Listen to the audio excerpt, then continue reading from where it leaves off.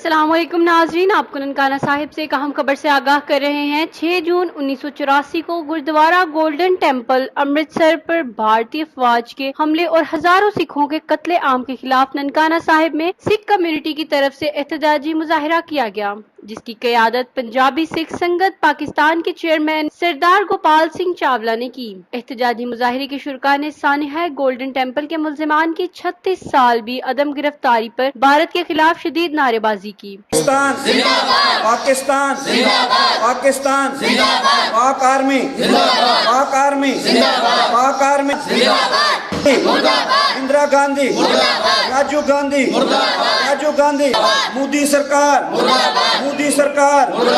ਉਹ ਦਿਨ ਹੈ ਕਿ ਸਿੱਖ ਕੌਮ ਦੀ ਤਾਰੀਖ ਦੇ ਵਿੱਚ ਸਿਆਹ ਦਿਨ ਹੈ ਔਰ ਇਹ ਨਾ ਭੁੱਲਣ ਵਾਲਾ ਦਿਨ ਹੈ।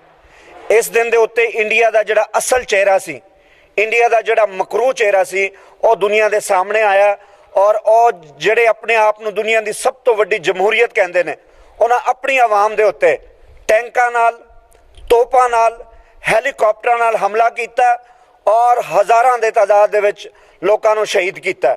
ਔਰ ਸੰਤ ਜਰਨੈਲ ਸਿੰਘ ਜੀ ਖਾਲਸਾ ਪਿੰਡਰਾਂ ਵਾਲੇ ਜਿਹੜੇ ਸਾਡੇ ਲੀਡਰ ਸਨ, ਉਹਦੇ ਨਾਲ ਜਿੰਨੀ ਵੀ ਸਾਡੀ ਆਵਾਮ ਸੀ, ਜਿੰਨੇ ਸਾਡੇ ਖਾੜਕੂ ਵੀਰ ਸਨ, ਉਹਨਾਂ ਨੂੰ ਬੜੇ ਬੇਦਰਦੀ ਨਾਲ ਸ਼ਹੀਦ ਕੀਤਾ ਗਿਆ।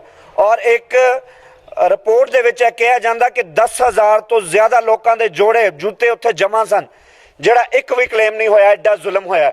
ਮਾਸੂਮ ਬੱਚਿਆਂ ਦੇ ਉੱਤੇ ਟੈਂਕ ਚੜਾਏ ਗਏ, ਸਾਡੀਆਂ ਮਾਵਾਂ ਪੈੜਾਂ ਦੇ ਗਲਿਆਂ ਦੇ ਵਿੱਚ ਟਾਇਰ ਪਾ ਕੇ ਜਲਾਏ ਗਏ।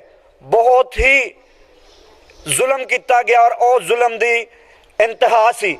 ਸੋ ਮੈਂ ਕਹਿਣਾ ਕਿ ਹਿੰਦੂਆਂ ਦਾ ਮਕਰੂ ਚਿਹਰਾ, ਇਹ ਬਾਹਮਣਾਂ ਦਾ ਮਕਰੂ ਚਿਹਰਾ ਸੀ, ਜਿਹੜਾ ਸਿੱਖ ਕੌਮ ਦੇ ਖਿਲਾਫ ਸੀ, ਜਿਹਨੂੰ ਅਸੀਂ ਭੁੱਲ ਨਹੀਂ ਸਕਦੇ। ਔਰ ਇਹ ਕਾਲੀ ਪੱਟੀਆਂ ਜਿਹੜੀ ਸਾਡੇ ਅੱਜ ਅਸੀਂ ਬੰਨੀਆਂ ਹੋਈਆਂ ਨੇ, ਇਹਦਾ ਮਤਲਬ ਇਹ ਹੈ ਕਿ ਅਸੀਂ ਦੁਖੀ ਹਾਂ ਔਰ 36 ਸਾਲ ਹੋ ਗਏ ਅੱਜ ਤੱਕ ਸਾਨੂੰ ਇਨਸਾਫ ਨਹੀਂ ਮਿਲਿਆ। ਉਹ ਇਨਸਾਫ ਜਿਹੜੇ ਉੱਥੇ ਦੇ ਇਦਾਰੇ ਨੇ, ਜਿਹੜੇ UN ਉਹਦੀਆਂ ਤਨਜ਼ੀਮਾਂ ਨੇ, ਕਿ ਉਹ ਸਿਰਫ ਹਿੰਦੂਆਂ ਵਾਸਤੇ ਬਣੀਆਂ ਨੇ, ਕਿ ਉਹ ਸਿਰਫ ਜ਼ੁਲਮ ਵਾਸਤੇ ਬਣੀਆਂ ਨੇ, ਅੱਜ ਤੱਕ ਸਾਨੂੰ ਇਨਸਾਫ ਨਹੀਂ ਮਿਲਿਆ ਔਰ ਅਸੀਂ ਸਰਾਪਾ ਇhtਜਾਜ ਹੈ ਔਰ ਉਸ ਟਾਈਮ ਤੱਕ ਰਵਾਂਗੇ। ਇੰਡੀਆ ਮੁਰਦਾਬਾਦ ਦੇ ਨਾਰੇ ਲਾਵਾਂਗੇ ਜਦੋਂ ਤੱਕ ਸਾਡਾ ਮੁਲਕ ਆਜ਼ਾਦ ਨਹੀਂ ਹੋਏਗਾ।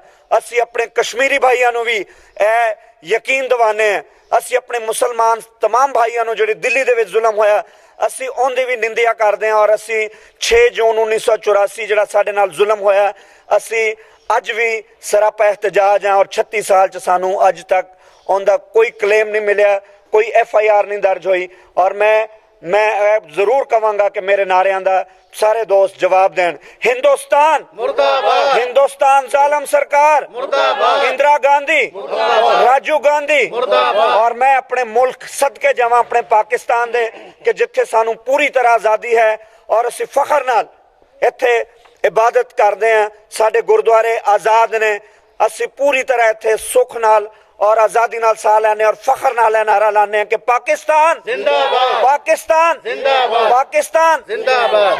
शुरका ने भारत मुर्दाबाद, भारतीय सरकार मुर्दाबाद और पाकिस्तान जिंदाबाद के नारे लगाए। इस मौका पर मीडिया से गुफ्तगू करते हुए सरदार गोपाल सिंह चावला ने कहा कि 6 जून 1984 सिख मजहब की तारीख का स्याह तरीन और ना भूलने वाला दिन है, जब भारत का असल मकरू चेहरा दुनिया के सामने बेनकाब हुआ। इस दिन भारतीय फौज ने टैंकरों, हेलीकॉप्टर्स और भारी हथियारों के साथ सिख मजहब के मुकद्दस तरीन गुरुद्वारा पर हमला करके वहां मौजूद हजारों सिखों का कत्लेआम किया। इन्होंने कहा कि भारतीय फौज ने अपने ही मुल्क की आवाम पर टैंकों के साथ हमला किया और मासूम बच्चों पर टैंकर्स चढ़ाए। सरदार गोपाल सिंह चावला का इंटरव्यू भी फुटेज के साथ है। मजीद तफसीलात जानने के लिए देखते रहिए वर्ल्ड टीवी।